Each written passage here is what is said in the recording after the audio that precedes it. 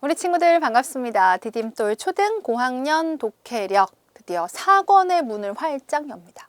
소개 강의 보고 오셨죠? 우리 친구들 꼭 보고 오시기 바랍니다. 드디어 초등 9학년 독해력의 이제 4권. 마지막 권입니다, 여러분. 여기까지 그 1권부터 차근차근 단계를 밟아오신 친구들 너무너무 수고 많으셨습니다.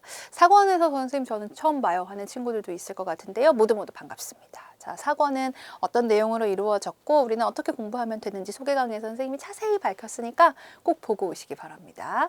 자, 그러면 설레는 마음으로 우리 첫 번째 지문을 만나보도록 하죠.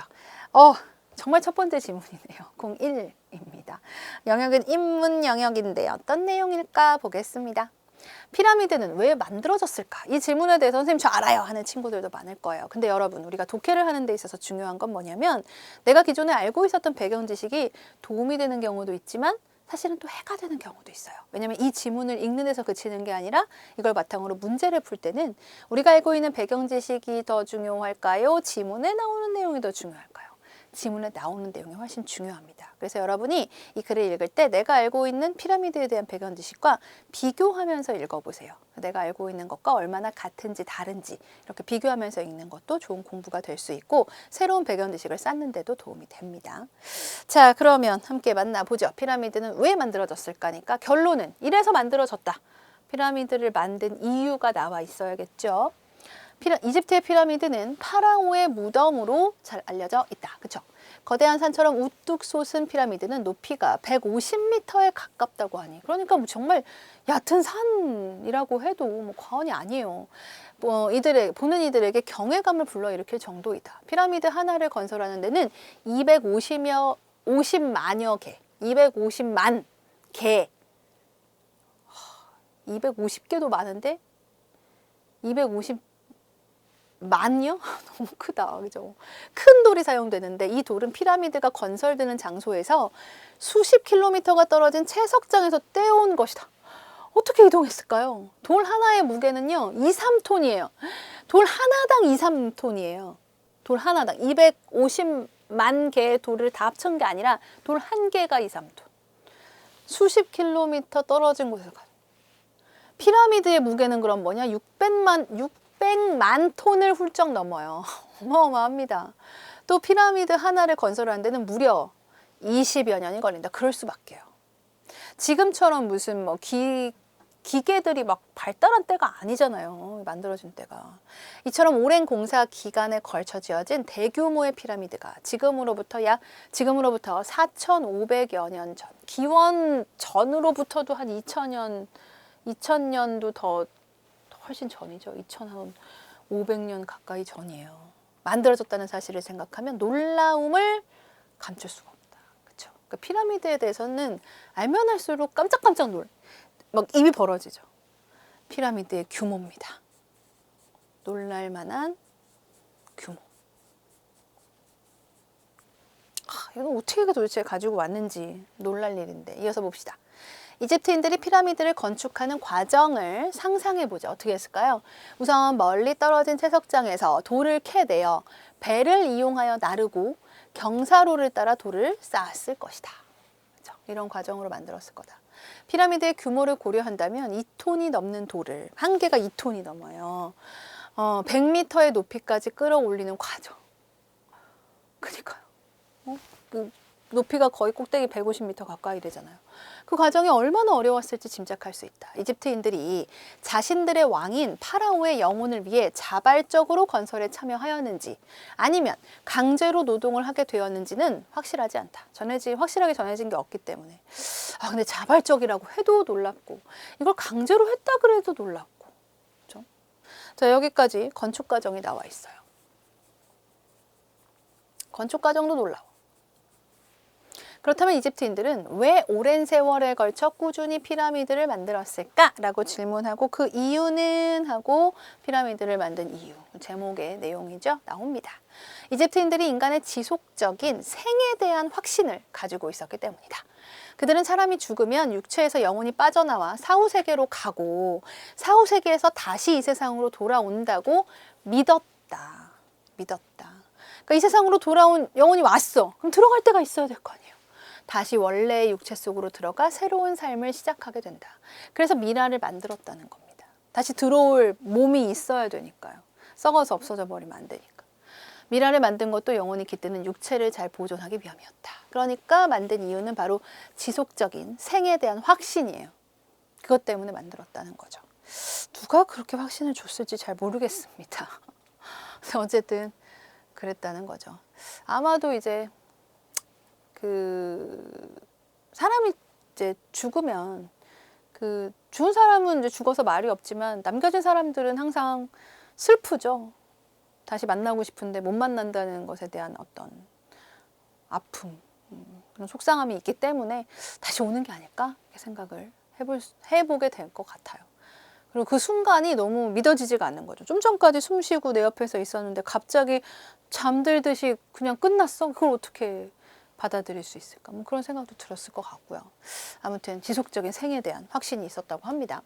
특히 고대 이집트인들은 신에 의해 선택된 파라오가, 그러니까 파라오는 신에 의해 선택이 된 존재라는 거죠. 신의 세계와 인간의 세계를 연결하는 존재라고 믿었다. 신과 같은 자격으로 소중한 이집트를 보호하는 것이 파라오의 임무예요. 근데 그런 파라오가 사라졌어. 그럼 우리는 어떡하지? 불안감이 들 수 있죠. 그래서 파라오의 육체를 보존하여 영혼이 돌아올 수 있게 하고 파라오의 영혼이 살아갈 장소, 바로 피라미드입니다. 만드는 일은 자신을 보호하는 일과 같아요. 소중한 이집트를 보호하는 일을 하는 게 파라오인데 갑자기 없어지면 어떡해. 그래서 이제 남기는 거죠.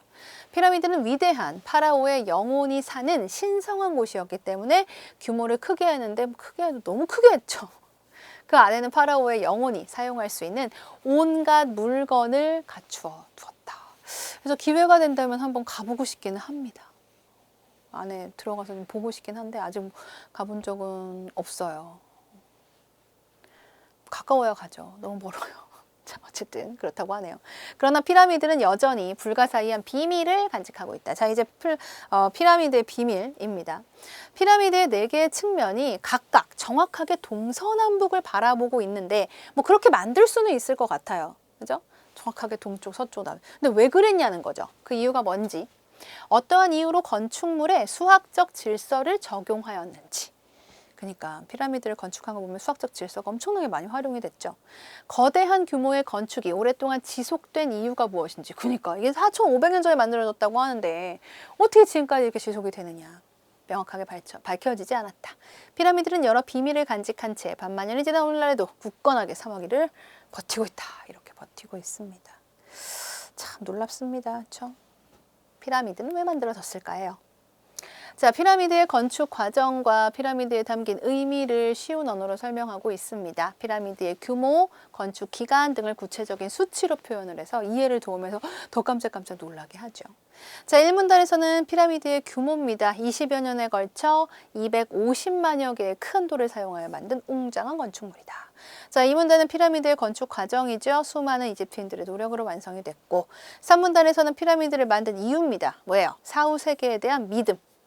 그리고 4문단은 피라미드의 의미죠. 바로 파라오의 영혼이 사는 신성한 곳입니다. 그래서 크게 만들고 그 안에 사용할 수 있는 물건들을 넣었다고 했죠. 자, 마지막 피라미드의 비밀입니다. 몇 가지 비밀을 간직한 채 굳건하다라는 거죠. 자, 이렇게 이 글의 주제는 피라미드의 건축 과정과 피라미드에 담긴 의미였어요. 그러면 문제를 봅시다. 피라미드에 대한 설명 맞지 않은 것을 고르는 문제인데 답은 4번이죠. 파라오의 영혼을 위해 이집트인들이 자발적으로 건설에 참여했다라고 했는데 그 내용을 살펴보면 자발적이었는지 강제적이었는지 확실하지 않다고 했습니다. 그렇죠? 나머지는 모두 그래서 확인할 수 있습니다. 자, 이어서 볼까요? 이 글과 보기를 통해 추론한 내용입니다. 알맞은 것을 모두 찾는 건데요. 자, 가를 보시면 피라미드는 위대한 파라오의 영혼이 사는 신성한 곳이라고 생각했기 때문에 웅장하게 조성을 했어요.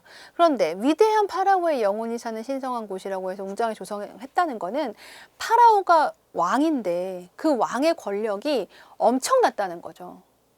왕의 권력이 별로 없어요. 왕이 뭐 사람들에게 신임도 받지 못하고 그러면은 뭐 위대하다라는 이름도 붙이지 않았을 거고 그러면 크게 만들 이유도 없는 거죠. 그래서 우리가 여기서 추론할 수 있는 것은 피라미드는 바로 파라오의 권력을 상징하는 건축물이구나. 이렇게 추론할 수 있습니다. 그래서 1번 맞고요. 3번도 같이 나왔는데 나를 보시면 피라미드 안에는 파라오의 영혼이 사용할 것이라고 생각되는 온갖 물건들이 갖추어져 있었다. 그 내용에 보면 그래서 피라미드가 뭐예요? 파라오의 영혼이 사는 성인 거죠. 자, 피라미드는 파라오의 영혼이 사는 궁전과 같은 곳이었다. 이렇게 추론할 수 있습니다. 근데 2번을 보면 피라미드에는 파라오 생전의 신하들도 함께 묻혀있다. 이런 내용은 그래 나오지 않습니다. 보기에서도 확인할 수 없는 내용이고. 자, 추론입니다. 우리 수능 연결 가볼게요. 추론이란 주어진 정보를 바탕으로 새로운 정보를 추리해내는 것을 말합니다. 우리 계속적으로 많이 봤던 내용이죠. 추론은 정말 독해에서 중요해요. 보기는 지문의 내용을 보충하거나 비판하는 등 글의 내용과 관련된 내용을 다루고 있는데 추론을 할 때는 보기와 지문의 정보를 종합해서 논리적으로 생각을 해야 됩니다. 그래서 이렇게 수능에는 지문과 보기 자료를 연관지어서 논리적으로 내용을 추론하는 문제, 우리가 앞서 봤던 문제와 유사한 형태의 문제들이 많이 출제됩니다. 자, 이어서 볼까요? 보기에서 피라미드 건설에 대해 비판적인 의견. 비판적인 의견이 있다면 비판적이지 않은 의견은 뭐예요? 긍정적인 의견이에요. 자, 봅시다. 피라미드를 건설할 정도로 당시 이집트의 국력은 막강했을 거야. 이렇게 보는 거라면 피라미드 건설에 대해서 긍정적인 거죠. 피라미드 하나를 짓는데 20여 년이나 걸렸다니 이집트인들의 끈기가 대단하다. 역시 긍정적으로 보네요. 지금으로부터 4,500여 년 전에 거대한 피라미드가 만들어졌다는 사실이 놀랍다. 역시 긍정적인 거죠. 오랜 세월이 흘렀는데도 피라미드와 관련된 여러 가지 비밀이 풀리지 않았다니 흥미로운 걸? 그걸 흥미롭게 생각한다는 거 역시 긍정적인 겁니다. 무게가 2, 3톤에 달하는 돌을 옮기고 쌓았다니 본인의 의지와 상관없이 강제로 노동을 한 사람도 있었을 거야. 벌써 표정이 안 좋죠. 강제로 노동을 한 사람들의 아픔에 대해서 얘기하고 있으니까 이것은 피라미드 건설에 대해서 비판적인 의견이라고 볼 수 있습니다. 따라서 답은 소위가 됩니다. 자, 이렇게 관점에 대한 문제였고요. 자, 이어서 볼까요? 자, 밑줄치 낱말 중 의미 관계가 나머지와 다른 것. 낱말의 의미 관계. 비슷한 뜻을 가진 또는 반대되는 뜻을 가진 또는 포함하거나 포함되는 뜻을 가진 이런 의미 관계들이 있어요. 자, 보면 이집트인들이 피라미드를 건축하는 과정. 건축한다는 거는 만든다는 뜻이죠. 피라미드는 지금으로부터 약 4,500여 년 전에 만들어졌다. 말 그대로 건축했다는 뜻이죠. 그러니까 비슷해요. 비슷한 말이에요. 건축한다, 만들어진다. 피라미드 하나를 건설하는데, 건축한다, 만드는데 뭐 이런 뜻이죠. 그러니까 역시 다 비슷해요.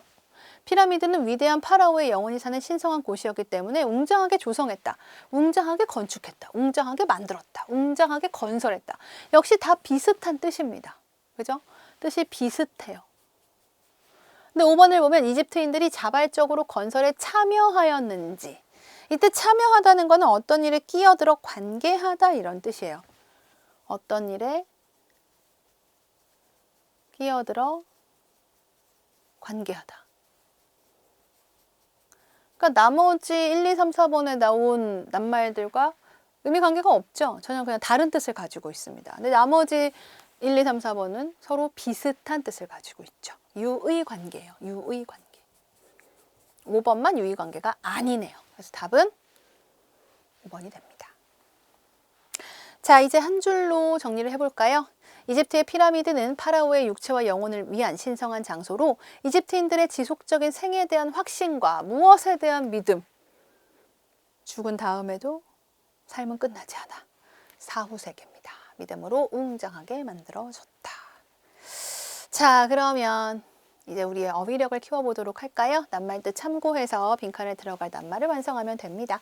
가까이에서 본 그 산은 너무나 거대하여 공경하면서 두려워하는 감정이 일어납니다. 경외감이라고 합니다. 자, 이어서 이번 시합에서는 우리 팀이 반드시 이기리라는 굳게 믿음, 이기리라고 굳게 믿어요. 확신이죠. 어머니는 윗동네에 있는 여기에 나가서 돌을 캡니다. 건축 재료로 쓸 돌을 캐거나 떠내는 곳 바로 채석장입니다. 부인은 잃은 노부인은 부인이 죽고 난 이후 세계 바로 사후세계죠. 사후세계에서 행복하기를 두 손 모아 빌었다. 우주의 탄생에 대한 비밀이 영원히 이것으로 사람의 생각으로는 미루어 헤아릴 수 없이 이상하고 야릇해요. 영원히 알 수가 없어요. 바로 불가사의라고 하죠. 남지는 않을 것이다. 자, 이어서 볼까요? 이번에는 문제 속 개념어입니다. 의미관계. 우리 앞서 낱말들의 의미관계에 대한 문제 살펴봤었죠? 자, 단어. 낱말은 의미상 서로 관련을 맺고 하나의 무리를 형성합니다. 이때 두 단어 또는 그 이상의 단어는 어떤 의미 관계를 맺게 되는데 의미가 어떤 관계가 있느냐 이런 뜻이죠. 이를 단어의 의미 관계라고 부릅니다. 단어의 의미 관계에는 유의 관계, 반의 관계, 상하 관계가 있는데요. 유의 관계는 둘 이상의 단어의 의미가 같거나 비슷한 관계입니다. 의미가 비슷하다 이런 뜻이에요. 그러면은 그 단어가 들어갈 곳에 의미가 비슷한 다른 단어를 넣어도 문장이 자연스러울 수 있겠죠. 인간과 사람이 그렇습니다. 그죠? 그래서 이 인간아라고 할 수도 있지만 이 사람아 이렇게 말을 할 수도 있습니다. 자, 이어서 반의 관계는 둘 이상의 단어의 의미가 반대되거나 대립하는 관계인데 남자의 반의어는 여자입니다. 근데 의미 관계가 이제 대립을 하려면 여러 가지 의미 요소들 가운데 하나만 다르고 나머지는 같아야 돼요. 그러니까 남자의 반의어가 여자가 될 수 있는 이유는 성별이라고 하는 하나의 의미 요소에서만 반대가 되기 때문에 반의어입니다. 그래서 남자의 반의어가 할머니가 될 수가 없어요. 왜냐하면 할머니라는 말 속에는 연령대라는 의미관계도 중요하게 들어가기 때문에 남자에는 연령의 의미가 포함되지 않잖아요. 그래서 반의관계가 성립을 안 합니다. 남자의 반의관계는 여자다. 이렇게. 한 가지 의미 요소만 반대여야 됩니다. 자, 상하 관계는 한 단어의 의미가 다른 단어의 의미를 포함하는 관계에 있을 때 포함하는 단어를 상의어, 포함하는 단어를 상의어라고 하고 포함하는 단어가 있다는 얘기는 포함되는 단어도 있다는 얘기죠. 포함되는 단어를 하의어라고 해요. 이 상의어와 하의어의 관계가 바로 상하 관계입니다. 예를 들어 나무와 소나무. 나무의 종류 중에 소나무가 있죠. 그렇다면 나무에 소나무가 포함되죠. 나무가 상의어가 되고 소나무는 하의어가 됩니다. 이런 것들이 바로 상하관계이다. 자, 낱말의 의미관계. 의미관계를 중심으로 해서 낱말의 뜻을, 어휘력을 키우시면, 어휘에 대해서 공부를 하면 훨씬 더 어휘력을 쉽게 또 보다 체계적으로 잘 키울 수가 있어요. 그래서 어떤 하나의 여러분이 단어나 낱말을 봤을 때 이 낱말과 비슷한 뜻을 가진 낱말은 뭐가 있을까? 또는 반대되는 낱말은 뭐가 있을까? 상하관계는 어떻게 나눠질 수 있을까? 이런 것들을 생각해 보는 것도 좋은 어휘력을 키울 수 있는 공부가 됩니다. 자, 오늘 준비한 내용은 여기까지입니다. 다음 시간에 새로운 내용으로 다시 오겠습니다.